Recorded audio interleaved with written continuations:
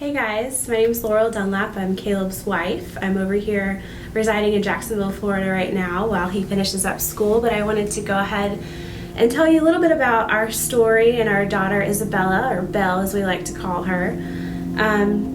Thanks Caleb for tossing over to me, and let me just go ahead and give you a little breakdown of everything we've been through this past year.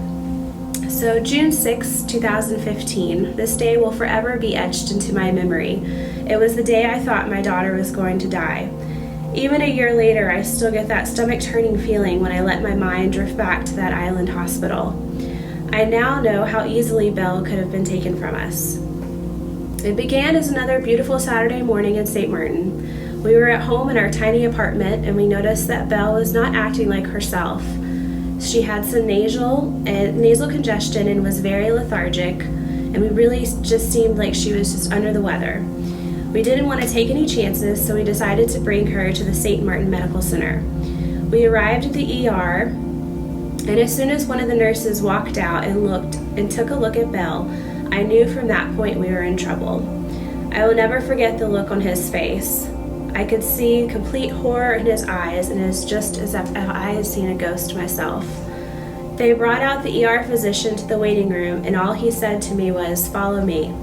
Within seconds, they were hooking her up to monitors, pumping her full of oxygen, and taking blood samples. I remember they switched her pulse ox out twice because they thought it wasn't reading her oxygen levels properly. I guess they thought there was no way she could possibly be satting at 55% oxygen saturation levels. Once they realized that the reading was accurate, they decided they had to intubate her. She was transferred to the ICU unit, and within hours it was very clear that her condition was not improving. The physicians explained to us that they were just not equipped to care for such a small patient in such critical condition. We had no choice but to wait until a team could arrive from the States and medevac her back here in Florida. On top of everything, the small size of the ICU unit, there was not enough space for parents or visitors to stay overnight, aside from waiting rooms that were open to the outside and swarming with mosquitoes. We made it home around 1 a.m. and we had planned to meet with the doctors early in the morning to discuss how and where we would be flying Belle to. At around 3:30 a.m., we got a phone call from the hospital. Belle's oxygen levels were getting worse, and they told us that we needed to arrive as soon as possible because it did not look good. That drive from our apartment to the hospital was the worst experience I've ever felt in my entire life. I really thought we were about to lose our baby girl. It was like we were living a nightmare that we couldn't wake up from, and we had made it to the hospital just in time for her to be re-intubated.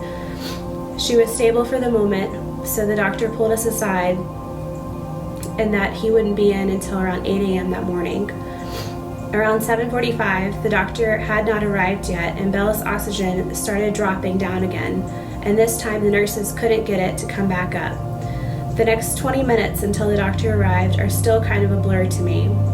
All I remember is hysterically crying and begging them to help her. At one point, they were bagging her off the ventilator, and it still wasn't helping. Caleb was having to hold me up because I was so hysterical, and I thought this was finally the moment we would lose her. The doctor finally arrived, and he had to kick us out of the room to work on her. I just remember screaming and crying in the waiting room, and total strangers came up to me and were praying out loud for us.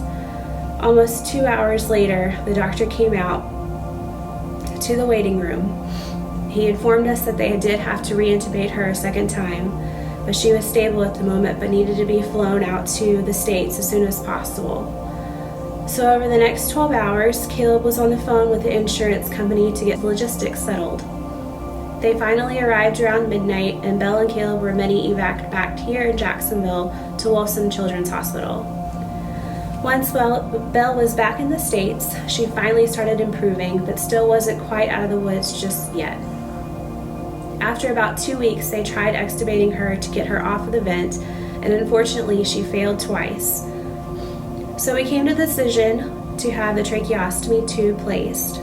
After the long process of trach training, we were finally able to be discharged after spending a total of 5 weeks in the hospital. The trach absolutely terrified me at first, but I can say now, a full year later, that this is the very best thing for her. She has a stable airway, and she has not had a hospital admission for an entire year. We may have a bit more equipment now that comes along with a bit more challenges, but I am so grateful for my sweet girl that she is still here with us. She still requires a continuous low flow of oxygen, but she is stable and thriving. Last week, we actually had our first hospital admit for an entire year, and I'm happy to say it was only a 4-day stay. She developed a viral infection, and we are currently riding it out at home. Caleb started back with school in August of 2015, and we have been living apart since then. Our day-to-day life has changed in that Caleb and I are living apart, and we rely heavily on Wi-Fi calls and video chats. And there has been more planning that goes into Belle's day-to-day care, but I'm always up for the challenge. I wish I could say this past year has been easy, but it has been far from it. From learning how to care for a kiddo with a trach, new medical equipment, Caleb and I living apart, Belle getting a few respiratory infections, single parenting, admitting to myself that I need help in caring for my one and only kiddo, and starting in-home nursing, and just trying to take time for myself. It has been quite the year, but we have relied heavily on our faith to take us through this temporary season in our lives.